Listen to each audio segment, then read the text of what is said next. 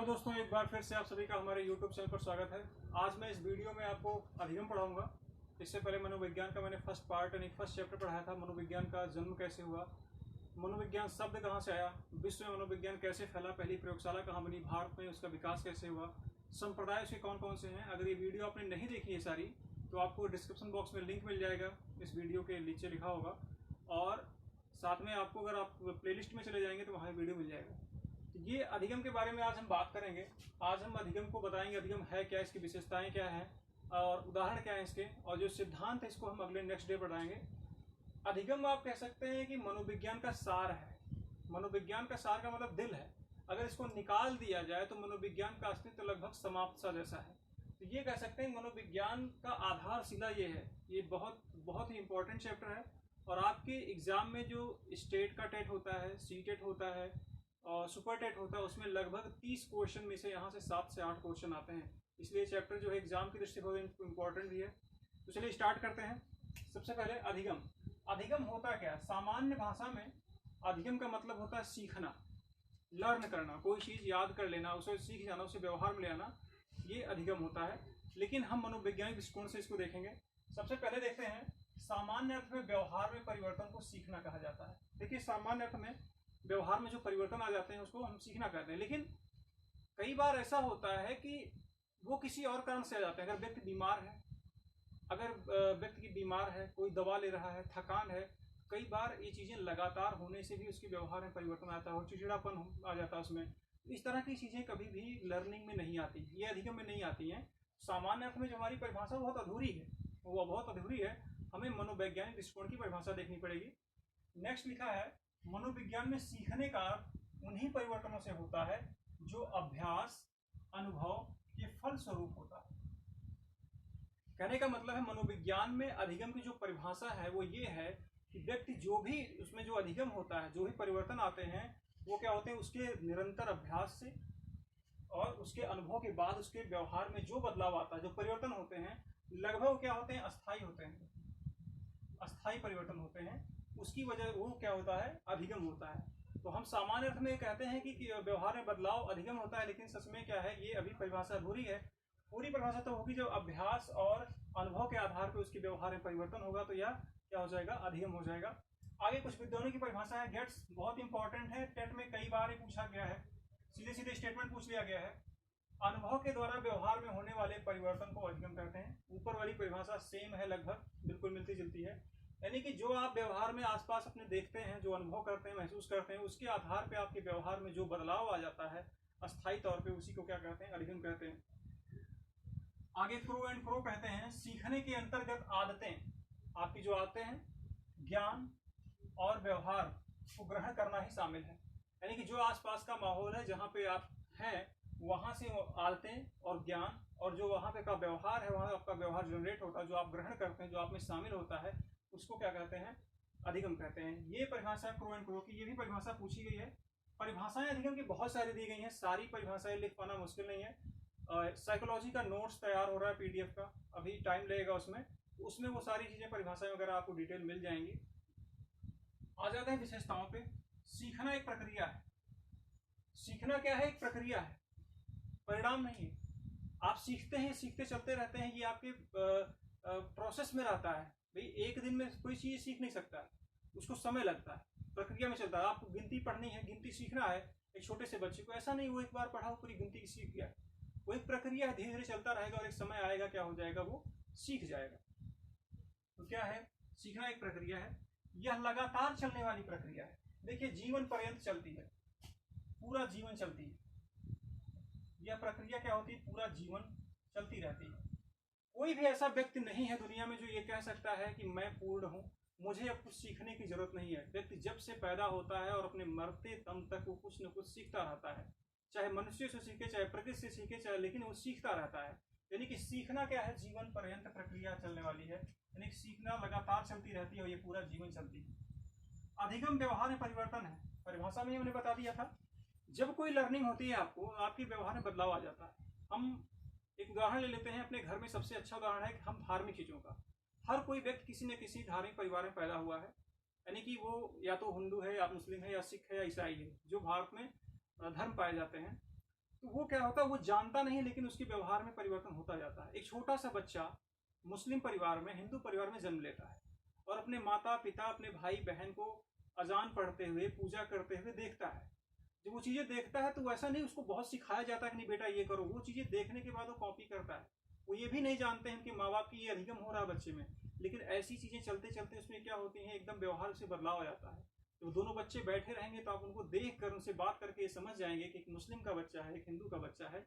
ये अधिगम होता है, अस्थायित्व आ जाता है इन चीज़ों को लेकर। तो क्या है, ये व्यवहार में परिवर्तन है, व्यवहार परिवर्तन हो जाता है। उसके बाद पुराने और नए अनुभव का योग है।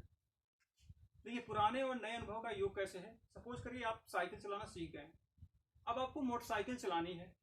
जब आपको मोटरसाइकिल चलानी है तो आप मोटरसाइकिल चलाना जानते नहीं है, ना तो उसके गियर को समझ पा रहे हैं, ना क्लच को समझ पा रहे हैं, ना एक्सीलेटर को समझ पा रहे हैं, लेकिन एक चीज समझ रहे हैं कि आपको हैंडल कैसे संभालना है। ये आपने साइकिल से सीखा हुआ है। तो वो क्या हो रही है, जाके वो आपका पुराना अनुभव आपकी मोटरसाइकिल चलाने में क्या है, काम आ रहा है। तो इसलिए क्या है, पुराना और अनुभव और नया जो आप सीखने जा रहे हैं, दोनों मिलकर साथ में काम कर रहे हैं। आगे दिया गया है, अधिगम का स्थानांतरण होता है। अधिगम का स्थानांतरण, स्थानांतरण से मतलब क्या है, अधिगम का एक जगह से दूसरी जगह जाना, एक जगह से दूसरी जगह जाना। यह 3 तरह का होता है, इसको समझ लेंगे। सकारात्मक, नकारात्मक, शून्य। कहीं कहीं 2 ही दिया गया है, शून्य को नहीं दिया गया है, और कहीं कहीं 3 दिया है। मैंने आपको 2 तीनों बता देना है। तो ये 3 सकारात्मक अनुभव क्या होता है। सकारात्मक अनुभव होता है जब कोई आपका पुराना अनुभव नए अनुभव में क्या करता है, काम करता है। जैसे अभी हमने बाइक का उदाहरण दिया, आप साइकिल चलाना सीख गए हैं, साइकिल चलाना सीख गए हैं और इसको क्या करते हैं, फिर आप बाइक चलाने जाते हैं, बाइक चलाने जाते हैं। तो यहाँ का जो अनुभव है यहाँ इसको चलाने में काम आएगा, इसको चलाने में क्या होगा, काम आएगा। तो यानी कि साइकिल चलाने का अनुभव आपके बाइक चलाने के अनुभव में काम आ रहा है। तो ये क्या है, एक सकारात्मक अनुभव, सकारात्मक स्थानांतरण है। अब आते हैं नकारात्मक। नकारात्मक क्या होता है, सपोज करिए आप गाड़ी चलाते हैं, 4 व्हीलर चलाते हैं, गाड़ी चलाते हैं, 4 व्हीलर है। अब वो गाड़ी क्या हो रहा है, आप इंडिया में सीख रखे हैं, ठीक है। अब इंडिया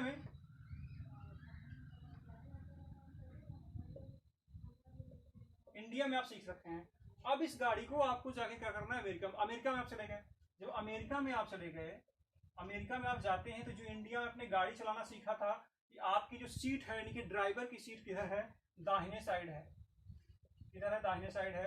लेकिन जब अमेरिका में पहुंचते हैं तो ये हो जाती है बाएं साइड।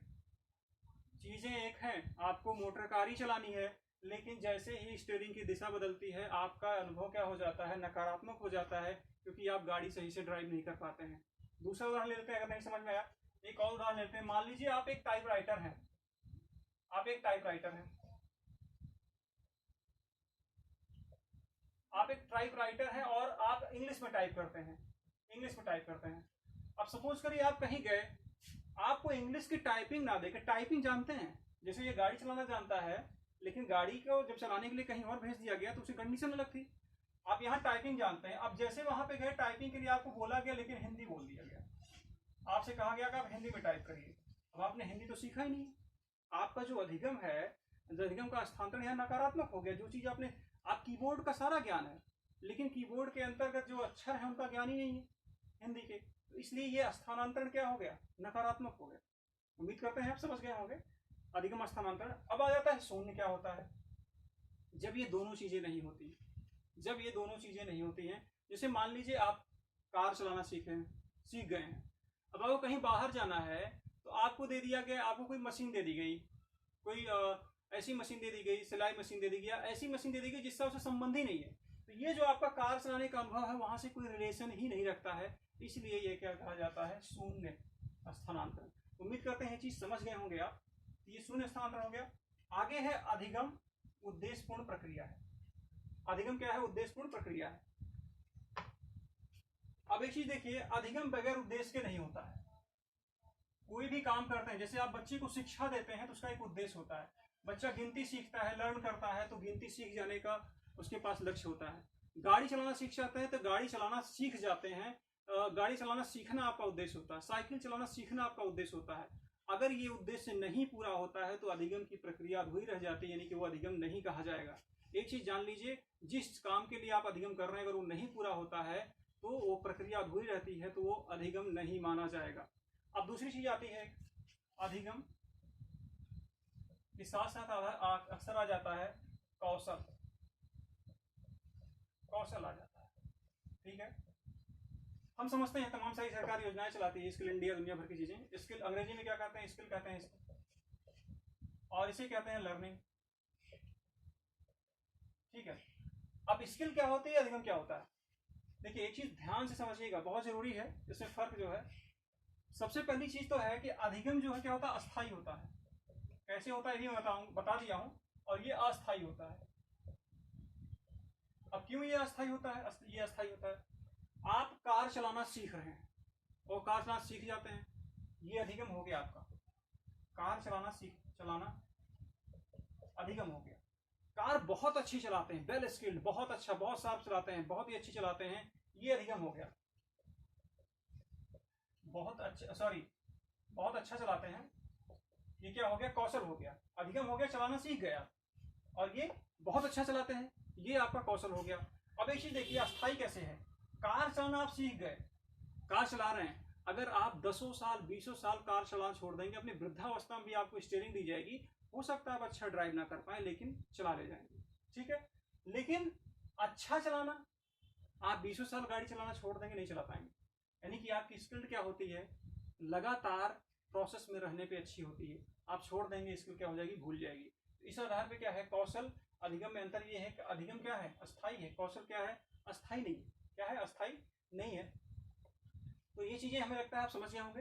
अब एक चीज मैं बता देता हूं आपको कि जो सिद्धांत इसके हैं, सिद्धांत इसके जो है वो आपको मैं एक एक करके बताऊंगा। जितने सिद्धांत हैं सारे के सारे मैं बताऊंगा, चाहे वो आपके सिलेबस में हो या ना हो, सारे बताऊंगा, जिससे कि आप किसी स्टेट में हो जाता है सिलेबस उनका अलग है, किसी स्टेट में और अलग है, तो उनको ये दिक्कत ना हो कि नहीं ये वाला चीज छूट रहा है, ये वाला चीज छूट रहा है। तो ये आपका केवल अभी आज के लिए इतना था, केवल थोड़ा सा डेमो था। अधिगम क्या है, अधिगम की विशेषताएं क्या हैं, अधिगम कौशल में अंतर क्या है, स्थानांतरण क्या होता है, कैसे होता है, ये चीजें हमने बता दी आपको। और इस चीज को आप स्क्रीनशॉट ले सकते हैं या फिर आप इसे कॉपी में उतार सकते हैं, और नोट्स तैयार होने के बाद सबको प्रोवाइड कराई जाएगी, समय लगेगा उसमें। तो आज के लिए इतना ही है, नेक्स्ट डे हम मिलेंगे अपने अधिगम के सिद्धांतों के साथ। धन्यवाद।